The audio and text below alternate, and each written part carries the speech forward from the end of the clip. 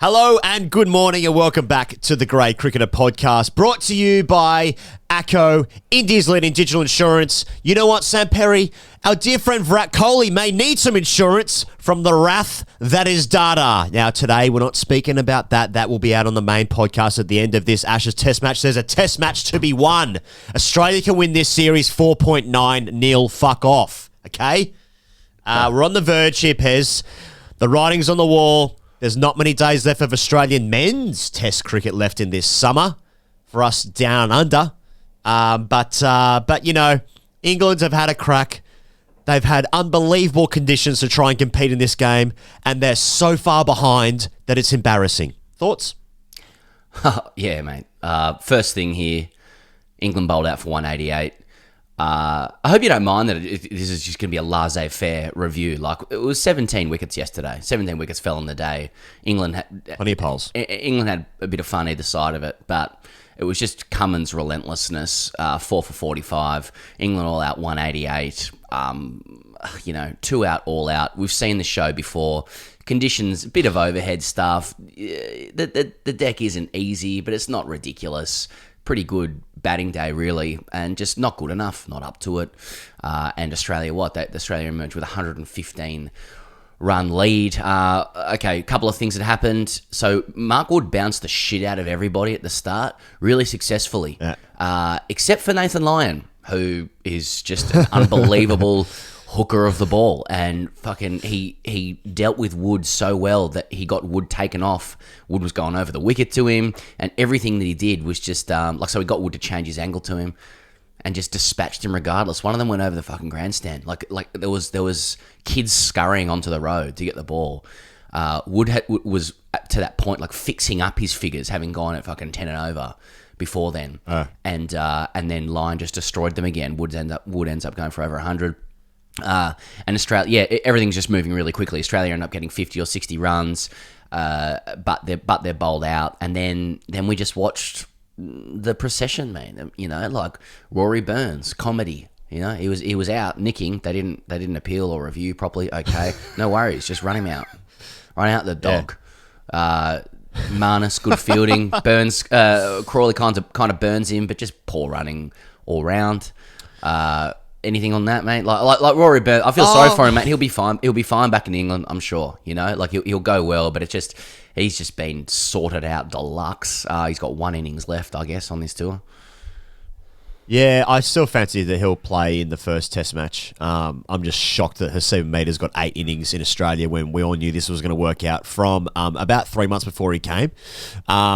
Rory Burns, like there was a bit of chat. Pairs Ponting pointed this out in commentary. I know Gilchrist had a chat during the dinner break as well about it. Like, was there enough desperation shown from Rory Burns for the run out? I mean, he doesn't, like Ponting's saying, like, if you want your Test career, you're sprinting absolute balls to the wall. Like, you're actually getting your testicles and you're blue tacking him against a brick wall. Yeah, that's how much It's Ricky like when Ponting someone wanted does his it on career. their dick. Like, it's, what I mean is I'm That's standing right. on a penis. So that's how easily I've done it. But this one, this is balls to the wall. So get your balls put on the wall. And now I've just demonstrated to you that I really care about this because I've blue tacked my balls to the wall. Okay. Yeah. Mate, Yeah. He really wants his Test career. Corn chips guy here. He doesn't go full length. He doesn't do a full length dive. That's what people are saying. Yeah, like I mean, I'm gonna defer to Ricky Ponting with running between the wickets, but like when you're running between the wickets, when there's like an initial stutter, which there was, at least on Crawley's part, sometimes you're sort of already 3/4 away down the wicket, and you're still building up full speed.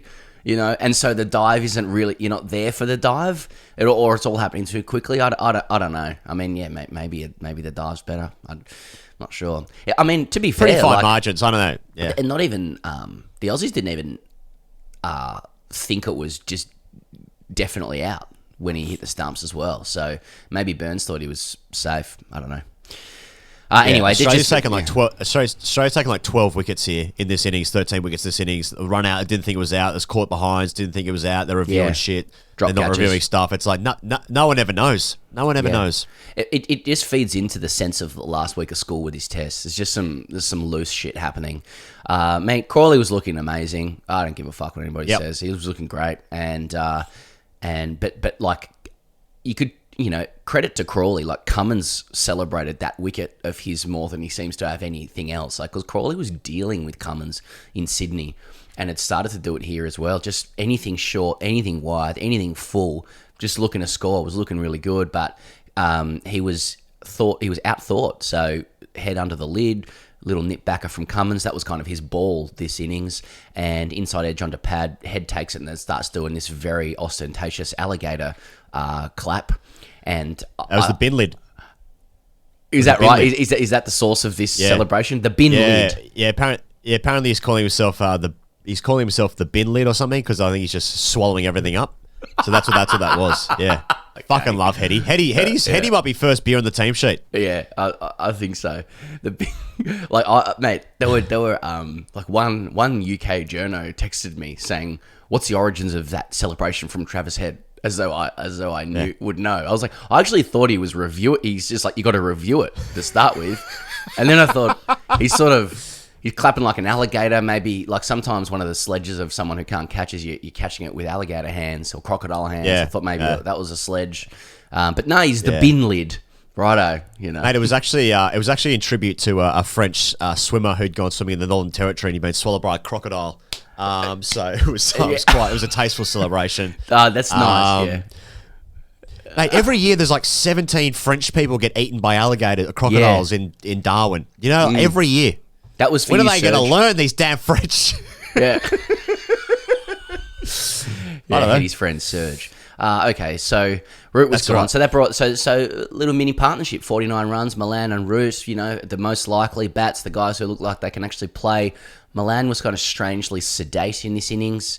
But had just started to pick things up, and then he just tickled one down leg, really like innocuous dismissal. I wouldn't even call it a strangle. A strangle kind of infers that you've been somehow cramped. The ball has kind of asphyxiated you in your body movements. Milan was trying to literally clip him like outside leg, a full ball, and just succeeded only in getting a little feather on it. Nowhere near his pads. That was a half volley. That was a half volley on leg. Yeah, exactly. That actually was. That was the allegation of Stark's first ball. Yeah, I mean, Milan's had an interesting tour where he started so strongly, especially at the Gabba, and then he's now finding some odd ways to get out. He got strangled at the SCG of Green. Kawaja caught him down the leg side. He's got this dismissal here. It's kind of petered. The tour's kind of petered out a little bit for Milan. I still think he's probably England's best number 3 at the moment in Test cricket, in lieu of anyone else coming through. But there's a bit of frustration there because he's quite clearly a good enough player, but now he's finding unusual ways to get out, and not necessarily very good balls are getting him out. But he still kind of looks. We respect him as Aussies because he's languid. Is no kind of eccentric movements. So you're fine, Dawid. You can come here anytime. And then that was 2 out, all out. Really, it just felt like a little symphony of dismissals after that. I mean, Joe Root has just been like cut in half and coiled over his front leg so many times. Like hit on that inside thigh. Forget his testicles. That inside thigh is taking absolute pounding, black and blue. Yeah. And then Cummins nip back and gets him LBW. Doesn't even bother reviewing. It was umpire's call, but it looked out. And it was just like, that's me done. And then, I mean, we're not going to go through every single one. What else do you want to say? Like, Lyon took a really good catch to get rid of Stokes. I thought Bilbo looked good. He looked like someone who'd come into the side fresh, with some energy, playing with intent. He was doing the MARNUS no-run thing. Good on him, that's fine. But it was just, the lights were taking effect. Too hard for England. Wickets. All out 188. Yeah, man. I think that I think they did pretty well to sort of get near 200. And I think that's actually not necessarily a bad score on this deck. It's doing plenty. The ball that Cummins got for Root is an absolute seed. But the whole thing rests on Australia should have been bowled out for about 100 in the first innings. I mean, I'm convinced if Anderson plays this Test match, which he should have done if they had fucking looked at the wicket, these dopey fucking coats. I reckon Robertson could bowl a spell in a Test match. Fucking hell, you morons. Mate, what else can go wrong for these idiots? I mean, fuck me. They've made so many bad decisions. It's ridiculous. Anyway, Australia should have been bowled out for 100. England then go and get 200. And then they get the perfect conditions. I'm going to get to it in a second. The perfect conditions to bowl at Australia, last night. Pink ball, brand new ball. And it looks fucking hard to bat. And they take 3 wickets. Okay. You got to take 6. That's just that. I mean, that's harsh, but like when the wickets on this much, you get these conditions. It's just, they're just not a good team. That's the thing. But look, people will be aghast that we haven't mentioned this because it was the start of the day. But obviously, we had the memeable moment of yesterday was Stuart Broad coming into bowl and then stopping and saying, "Stop moving the robot." With more, no. I said my piece yesterday, but I mean, the thing I want to say about that, about old Rambo getting upset, is later in the day, Warren and Michael Vaughan conducted an interview with the offending robot. So they walk up to it. They're walking up to it, and they crouch down by it, hold up the microphone, and say, "How you holding up, robot?" And this fucking Gen X voice comes out going something like, "Tell Stuart Broad to go home." And go home. And at that point, Warren guffawing, Vaughan crazy eyes, and I'm just like, you know what, fuck, we all need to go home, that is, for me, that's like last test, everyone get the fuck out of here. I don't know where to start with it. Now we got Warren talking to a fucking robot. Looks like the Mars rover, it's really last day of school vibes here. I don't know. Mate, I tell you what, in that same breath, during the tea, was it the tea break or the dinner break? I think it was a tea break. Warren and Vaughan, I think it must have been just before that interview. The interview, mate, with the fucking robot. Sorry. I reckon we have a chat to the rover. The whole hill at Hobart there was shouting, they're chanting, "Warnie, Warnie." It just took me back to the days. Oh, fuck, that made me feel safe. That made me feel good. Mate, I had a bit of FOMO for Bell Reeve. Yeah, man. People have to cop the duality of analysing some of Warren's comments as being a bit how you're going, and by the same token, I would love to have been on that hill with a beer chanting Warnie. If you don't understand that, it's your problem. It's also my problem because I don't understand it either, but it's the truth. So Cummins ends with 4 for 45. I think, anyway. And then there's a late burst at 9. That's the second thing. England take 3 poles. It looks very, very, it looks a very ragged time to bat, and Steve Smith survives. Scott Boland can do no wrong. Did you get any word on, I was sort of having a dinner party, so it was on mute, but any word, and so a cool guy with cricket on the dinner party, but any word on why it was Boland and not Lyon? No. Nah. Just well, I just think maybe Lyon's going to bat 5 next. I mean, after he just cooked the shit out of Wood. I don't know. Maybe. Well, Boland did a fucking great job, to be fair. I think Steve Smith only faced 4 balls whilst Boland was out there, and Boland faced something near 20, I think. So he did a really good job. Mate, well, do you reckon Quaj is getting back in the sheds and be like, "Hey, Heady, do you want to open next test match, mate? I wouldn't mind batting at 5 myself." Mate, the ball that Quaj had to face that first hour, 2 hours of day one was seaming around corners. It was ridiculous, and they're having to face Wood et al. At night, and Broad. Broad was sensational again. Warner's just so scared of him. Warner plays a pretty bad shot to get out, but he's just playing at it because he's just been conditioned over the last 2 test series that Broad's going to be within this thin, narrow corridor that's always at him, that he can get out basically 3 ways. So, but the ball that Wood gets Khawaja with, fuck that, mate. That's at your face, and Khawaja does well to just get his head out of the way and just get a bit of glove on it and just walks out of there. But that is quick and at ya, and it's a pink ball, and you can see the lights taking over so much. It's taking over. The light creates the effect where your eyes are actually in shadow, and the pink ball is this pink blur coming at you on a green deck, and Wood's coming at 150 at you from that angle, no thank you. Bit of carry on from Billings with a few appeals, which I kind of like. And you made the point, like, when someone comes into like test level or whatever with DRS, you don't really need to like try and convince umpires as much as you used to. But like a couple of like caught behinds where he just absolutely pegged the ball in the air, you beauty, and then like, no, we're not going to review it. Like, umpire gives it not out now. I don't think so. Yeah.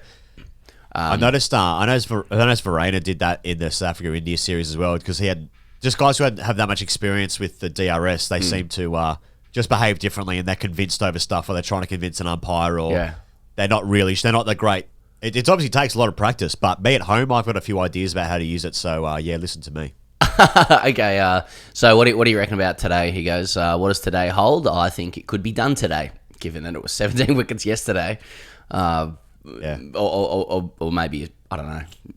Or maybe, I don't know, mate. Or maybe it won't be done today. Mate, either it finishes today or it doesn't. I can't see any other result today.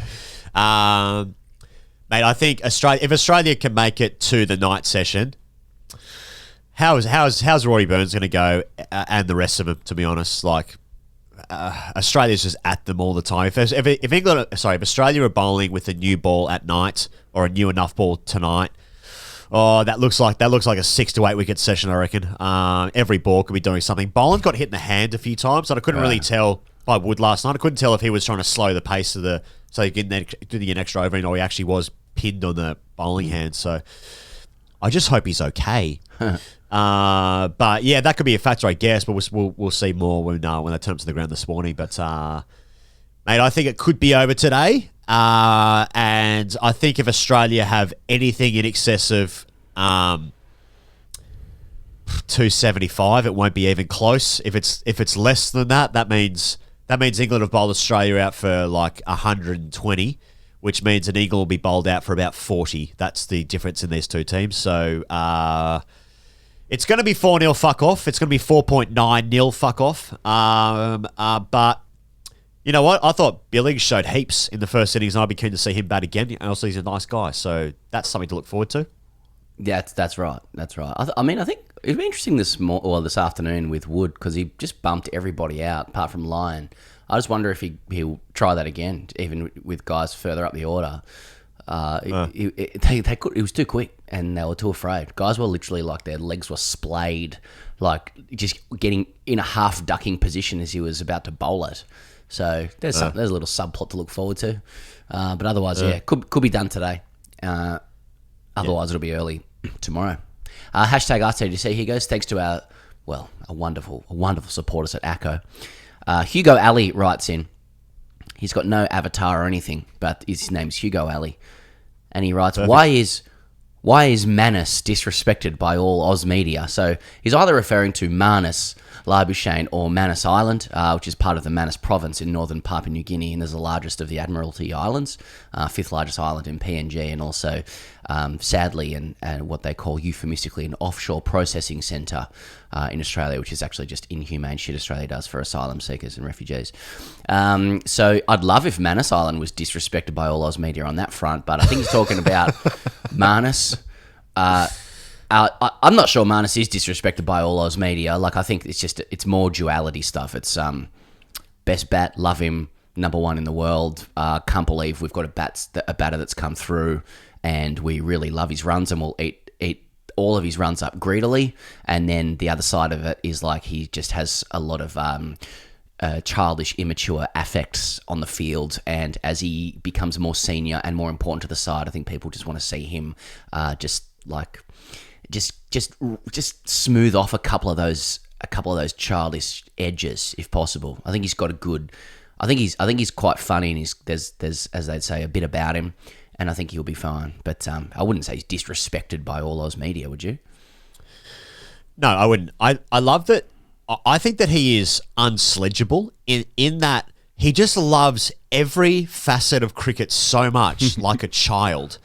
That, like, he fucking loves throwdowns. He loves cover drives. He loves bowling leg spin. He loves facing Nisa in his garage cricket. He loves talking about cricket. He loves the Australian former Test captain. He loves fucking wearing the baggy green. He loves training jerseys. He loves getting sledged the shit out of him. He loves plays and misses. He loves a bowler walking down and running and looking him in the eyes, then saying some shit.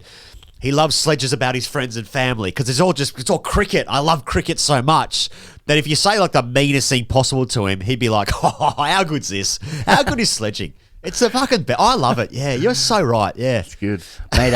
If he wasn't, like, I could see a scenario where, like, if he was in trouble with form, then you could sledge him deluxe. Like a lot of his affect is contingent upon him being the best. It's like, well, if he's the best, that's how you do it, you know. But if he starts to struggle, then I could see a couple of big, thick boys just laughing at him. Mate, you are kidding yourself. And he could be the object of derision. But he's the best at the moment, and that's how it will actually always be, because it's how it is now. I'm looking forward to seeing South Africa come out here this summer and having a pop. That could be something to see. Pez, we'll be back to wrap up this test match, or at least the end of the day's play, next time on YouTube. And of course, we'll be talking about Virat Kohli leaving the captaincy, etc., on the main podcast, which will come out at the end of this test match during the beginning part of next week. We'll see you guys on the internet next time. Cheers.